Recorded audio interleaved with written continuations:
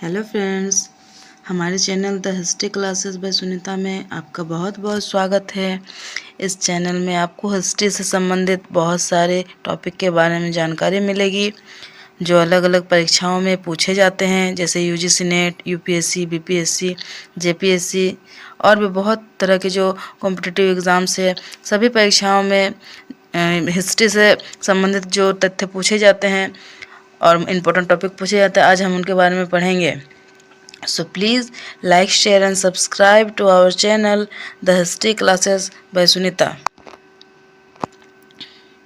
तो चलिए आज का वीडियो हम शुरू करते हैं। आज का हमारा टॉपिक शुरू होता है प्राचीन भारतीय इतिहास के पहले टॉपिक, प्राचीन भारतीय इतिहास के स्रोत से। हम इसके पहले पुरातात्विक स्रोत के बारे में पढ़ चुके हैं। अगर आपने वो वीडियो नहीं देखा है तो देख ले।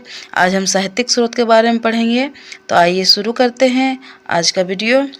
प्राचीन भारतीय इतिहास के स्रोत, साहित्यिक स्रोत। साहित्यिक स्रोत में हम ब्राह्मण साहित्य के बारे में पढ़ेंगे। साहित्यिक स्रोत को दो भागों में बांटा गया है, ब्राह्मण साहित्य और गैर ब्राह्मण साहित्य या लौकिक साहित्य। आज हम ब्राह्मण साहित्य के बारे में पढ़ते हैं। ब्राह्मण साहित्य में सर्वाधिक प्राचीन ग्रंथ ऋग्वेद है। ऋग्वेद के द्वारा प्राचीन आर्यों के धार्मिक, सामाजिक, आर्थिक तथा राजनीतिक जीवन का परिचय मिलता है। वेदों की संख्या 4 है: ऋग्वेद, यजुर्वेद, सामवेद, अथर्ववेद। चारों वेदों का सम्मिलित रूप संहिता कहलाता है। ऋग्वेद के 2 ब्राह्मण ग्रंथ हैं, ऐत्रेय एवं कौशितकी संखायन जिसे कहा जाता है। यजुर्वेद के 2 भाग हैं, शुक्ल यजुर्वेद और कृष्ण यजुर्वेद। ऋग्वेद के 2 ब्राह्मण ग्रंथ हैं, शतपथ एवं तैत्तिरीय। सामवेद का ब्राह्मण ग्रंथ को हम पंचविश कहते हैं और अथर्ववेद का ब्राह्मण ग्रंथ गोपथ है। यज्ञ के विषयों का प्रतिपादन करने वाले ग्रंथ ब्राह्मण ग्रंथ कहलाते हैं।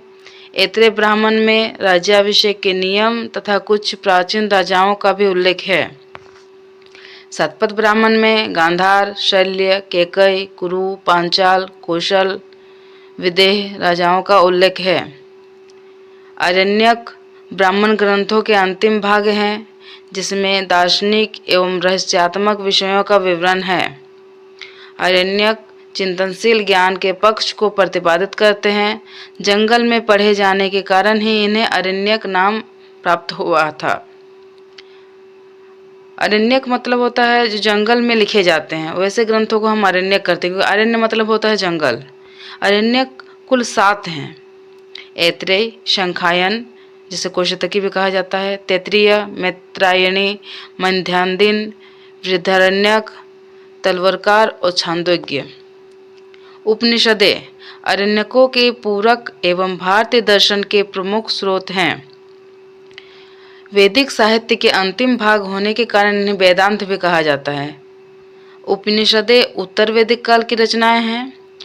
उपनिषदों में आर्यों के प्राचीनतम दार्शनिक विचारों की जानकारी प्राप्त होती है। इसे पराविद्या या अध्यात्म विद्या भी कहा जाता है। उपनिषदों में आत्मा, परमात्मा, मोक्ष एवं पुनर्जन्म की अवधारणा मिलती है। भारत का राष्ट्रीय आदर्श वाक्य सत्यमेव जयते मुंडक उपनिषद से उद्धृत है। उपनिषदों की संख्या 108 है, परंतु प्रमाणिक उपनिषद जो है वो 12 हैं, जैसे ईश, केन, कठ, प्रश्न, मुंडक, मांडुक्य, तैत्तिरीय, ऐत्रेय, छांदोग्य, कौशितकी, बृहदारण्यक और श्वेताश्वतर। वेदांग 6 है: शिक्षा, कल्प, व्याकरण, निरुक्त, ज्योतिष एवं छंद। वैदिक साहित्य को अक्षुण्ण बनाए रखने के लिए सूत्र साहित्य का प्रणयन हुआ। विधि व नियमों का प्रतिपादन जिन सूत्रों में किया गया है वे कल्प सूत्र के नाम से चर्चित हैं। कल्प सूत्रों के 3 भाग हैं: स्रोत सूत्र जो जिसमें यज्ञ संबंधी नियम है, गृह सूत्र लौकिक और परलौकिक कर्तव्यों के बारे में जिसमें बताया गया है, और धर्म सूत्र, सॉरी यहाँ परम लिखा गया है, धर्म सूत्र धार्मिक, सामाजिक और राजनीतिक कर्तव्य जिसमें लिखा गया है। धर्म सूत्रों से स्मृति ग्रंथों का विकास हुआ है। कहीं कहीं इसमें कुछ टाइपिंग मिस्टेक होगा, उसके लिए आप हमें माफ़ करिएगा। मैं आगे से ध्यान रखूंगी किसी तरह प्रकार की कोई गलती ना हो। प्रमुख स्मृति ग्रंथ है मनुस्मृति, याज्ञवल्क्य स्मृति, पराशर स्मृति, नारद स्मृति, बृहस्पति स्मृति, कात्यायन स्मृति, गौतम स्मृति। प्रमुख उपवेद हैं आयुर्वेद, धनुर्वेद, गंधर्ववेद, शिल्पवेद। मनुस्मृति सर्वाधिक प्राचीन व प्रमाणिक है। व्याकरण ग्रंथों में पाणिनि कृत अष्टाध्यायी 400 ईसा पूर्व के लगभग में लिखा गया था, एक महत्वपूर्ण ग्रंथ है। रामायण व महाभारत 2 महाकाव्य हैं। महाभारत महाकाव्य का रचना काल लगभग 400 ईसा पूर्व स्वीकार किया जाता है। इसका जो अंतिम रूप है का जो संकलन है 400 ईस्वी के लगभग में हुआ था। महाभारत का रचना वेद व्यास ने की थी। पहले इसमें 8800 श्लोक थे और इसका नाम जय संहिता था। कालांतर में श्लोकों की संख्या 24,000 हो गई और नाम भारत के रूप में चर्चित हुआ। अंत में श्लोकों की संख्या 1 लाख तथा नाम सत सहस्त्री संहिता अथवा महाभारत चर्चित हुआ। इसमें प्राचीनतम वैदिक जन भरत के वंशजों कौरवों और पांडवों को भी कथा है। महाभारत का प्रारंभिक उल्लेख अश्वालायन गृहसूत्र में प्राप्त होता है। रामायण की रचना वाल्मीकि ने की थी। इसमें प्रारंभ में 6000 श्लोक थे, कालांतर में 12000 श्लोक हुए और वर्तमान में इसमें 24000 श्लोक हैं। इसकी रचना लगभग 5वीं शताब्दी ईसा पूर्व में हुई थी। रामायण और महाभारत महाकाव्यों से हमें तत्कालीन भारत की सामाजिक, धार्मिक तथा राजनीतिक स्थिति का परिचय मिलता है। इसमें शक, यवन, पारसिक, हूण आदि जातियों का उल्लेख प्राप्त होता है। भारतीय ऐतिहासिक वृत्तांतों का क्रमबद्ध विवरण पुराणों में प्राप्त होता है। पुराणों के रचयिता लोमहर्ष व उनके पुत्र उग्रसर्वा थे। पुराणों की संख्या 18 है।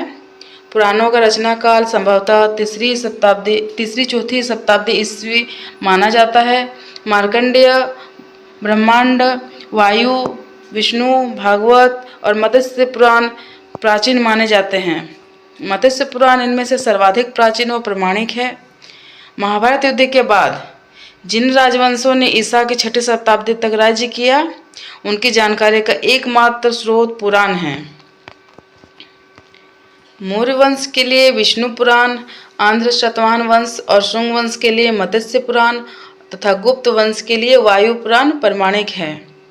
पुराण अपने वर्तमान रूप में संभवतः ईसा की 3री और 4थी शताब्दी ईस्वी गुप्त काल में लिपिबद्ध किए गए हैं।